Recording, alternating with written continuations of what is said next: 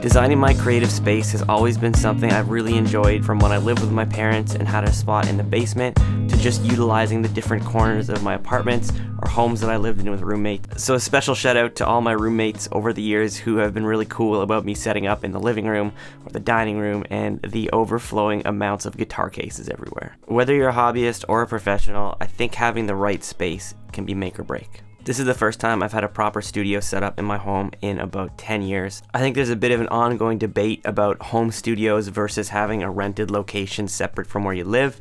I know for me, I've tried both of them, and the home studio just works. I really like having all my gear in one place instead of having to cart it back and forth. I always found the extra setup and teardown time cut into my practice. And if I'm being totally honest, I really like having the kitchen off this door so I can go grab a cup of coffee or a healthy lunch anytime I want without breaking the bank. I'm just as guilty as everybody else of binging YouTube studio setups. Everybody from musicians to productivity experts, I think I've learned a lot from watching these kinds of videos. The thing I find most fascinating is how people set up their spaces for the best workflow. Seeing everybody's gear and what everyone's using is really cool, but for me it's all about how they use it, how they make the most out of what they have, and how they make their space function for their unique needs. That's my intention with this video. I want to show you guys how I have my space set up that allows me to get down to doing the work. I've got everything I need pretty much set up all the time. Most things are within arm's reach, and I can move from task to task really quickly without any downtime in between.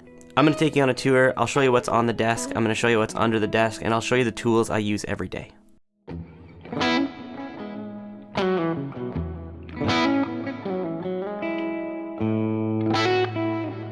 Okay, so at the center of every good studio is a studio desk. This desk was built by a friend of mine, and I had it built when I owned a music school just a couple of blocks from here, and it was designed for that room. Fortunately, it just happens to fit in between the chimney and the wall here with a little bit of play. I got really lucky. I just wanted a flat top desk. I don't use any kind of rack gear. Just wanted to have enough room to build, put my interface on it, keyboard. At the time, I was using a laptop and a second monitor, so I had a laptop stand and the monitor on there. And I also wanted enough room to be able to throw a pad of paper or an iPad on and write charts and any other, accessories I might need while I'm working. So I keep everything I use on a daily basis right here within arm's reach just to make the work that much easier. Since switching most of my lessons to online, I decided I needed to upgrade the camera setup a little bit. For the longest time, I was using the built-in webcam in my laptop. After that, I ended up buying just a plain webcam to sit on top of the computer, and I found it just wasn't cutting it. It didn't really work well with the lighting, it didn't adjust the way I wanted it to, and I wanted to be able to have multiple angles. I wanted the normal wide shot of the room, and I also wanted to be able to zoom in on either my right or my left hand so that my students could see what I was doing in greater detail. To get the cameras into the computer, I'm using this A10 Mini by Blackmagic Designs. You can plug up to 4 cameras into it with an HDMI cable and then run it out as a webcam. So I'm using a GoPro for my main room shot. I didn't buy the GoPro specifically for this. It's something I had kicking around and thought it would work awesome. I really like it. And then I'm using my old Canon T5i as a secondary camera. So when I hit camera number 2, I can use that for a second close-up shot, and I can adjust the zoom and play with it however I like. In the center of the desk, I have my Universal Audio Apollo X4 interface. It's been absolutely fantastic. I switched over to Universal Audio about this time last year. I decided to take the jump because I realized I was probably going to be doing a lot more work from home with gigs being canceled and recording being a little bit more challenging, and I wanted to be able to offer my clients the best quality possible. I like the flexibility of having the 4 channels instead of just 2. It allows me to capture stereo guitar and also have a DI track if I need to. For me, it was a clear choice because I don't really want to deal with outboard gear, and I think their plugins do such a fantastic job that for somebody like me, it's not actually necessary to have anything else. I think one of the best purchases I've ever made is this Rode mic arm right here. I've had one of these on my desk for a couple of years now, and I find it's just so useful for whenever you have an idea, you've got a microphone plugged in, ready to go, be it a vocal idea or an acoustic idea. It's really easy just to swing it around wherever you want to, hit record, get the idea down, and not ever have to fuss with plugging things in. I found that for me, I prefer to use a small diaphragm condenser microphone over my head when I'm teaching, as opposed to having something like a dynamic mic right up in my face or a lav mic. It gives me the freedom and flexibility to move around, and because my room is treated, it actually sounds pretty good. You don't get too much room echo. I don't know about you guys, but I have a really nasty habit of losing my picks. They wind up in pockets, they wind up underneath my car seat, in the couch cushions. I always keep a tray of picks handy too, so just over to the left of my interface. After watching Tom Bukovac interview Brian Sutton about how important a pick is when recording acoustic guitar, I became pretty obsessed, and I went to the music store immediately and bought any kind of pick I could find. So I have everything from like your regular Tortex style to this odd wood pick that I have yet to use, these big stubbies, all kinds of different materials, sizes, and thicknesses, because everything sounds a little bit different. Especially when you've got a microphone close up on a guitar, the pick makes a huge difference. The last thing you see on the desk are the Yamaha HS5 studio monitors. I'm not doing any mixing here, this is mostly just for reference for me. I thought the 5-inch speakers would be good for this size of room. They've certainly met and exceeded my needs, and truthfully, I really just was drawn to the white speakers. I think they pop nice on the desk. I think I've made some pretty cool modifications to this desk that really helped with keeping things tidy and improving on workflow. The first thing I did was I installed a squeaky keyboard drawer.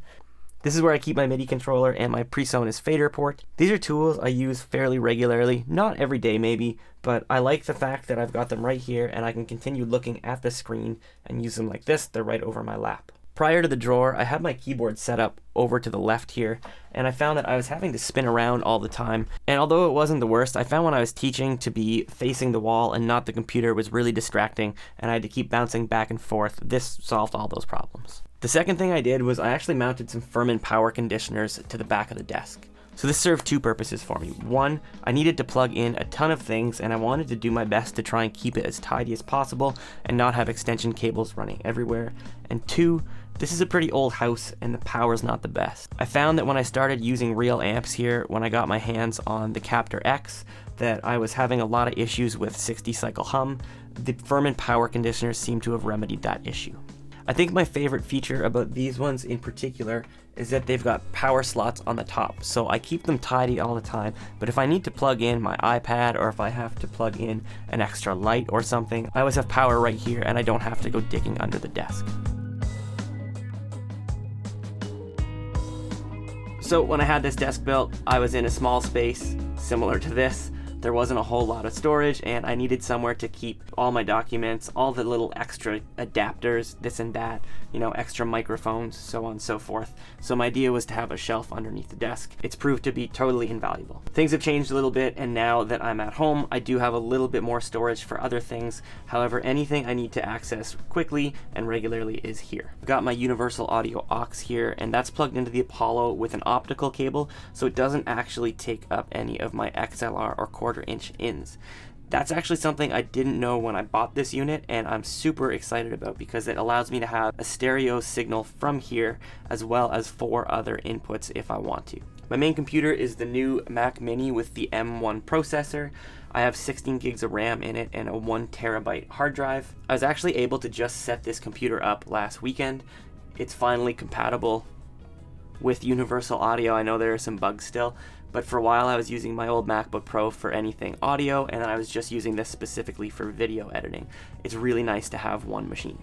Cable management has always been something I've been really particular about, be it on a live gig or in the studio. I just hate messy wires. It hurts my brain, so I avoid them at all costs. I found the best solution was just to hide the mess. So if I pull my board out, you'll see I've built this false panel on the back of my desk. Underneath here is mostly storage for some little things that I use on occasion, but not all the time. For instance, my little fancy pedal tray for doing pedal demos, extra umbrella, some little mic stands, things like that. So it's relatively easily accessible and just makes things look a lot better. I did the same thing back here. Half of this wall is a panel that lifts on hinges, so I can access everything in the power conditioner. However, I did that before I put all of this stuff on the shelf, and I didn't think it through enough, so I do have to take that off when I want to access that stuff. Thankfully, this is a pretty permanent setup, and I don't really need to get back there unless something goes wrong.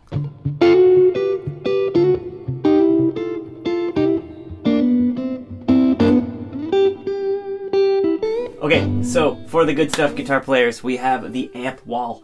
So actually everything with the exception of that THR30 that I currently own was built by my buddy Chris. He used to have a company called Blackbridge Amplification based out of here in North Bay. Chris has recently stopped making amps. He's a full-time touring guitar tech and is taking a little bit of time off right now during all of this mess. So unfortunately, you can't get one of these if you don't have them already. Over the years, I've had all kinds of different amps, mostly in the Fender world. That's kind of generally where I've lived, and I've just found that these meet all my needs. I also tend to prefer using heads. It just gives me a little more flexibility, especially now with the aux and with the captor. A lot of what I'm doing, there's not really a need for a cabinet. Even when I'm playing live, if I'm going to be on in-ears, I generally will just sacrifice the whole stage volume feel thing for a quieter stage. Generally, the sound engineers and singers prefer that. I'm definitely a fan of small amps. As you can tell, I don't think anything in this pile is over 12 or 15 watts, which I find plenty for almost any gig I ever do. For the last number of years, they've mostly sat in the studio, and I don't get them out to gig live as much as I'd like to, just because we're usually on backline and it's easier just to use whatever's there. The one non-music related thing I think I keep in here almost all the time is a yoga mat and a bolster. I think when we spend so much time sitting in a chair, probably with bad posture, it's really important to stretch it out. So I make an effort to do that a couple times a day. And just by leaving this in the corner, it reminds me to grab it. Even if I have 5 minutes in between lessons or what have you, I can still get in a little stretch.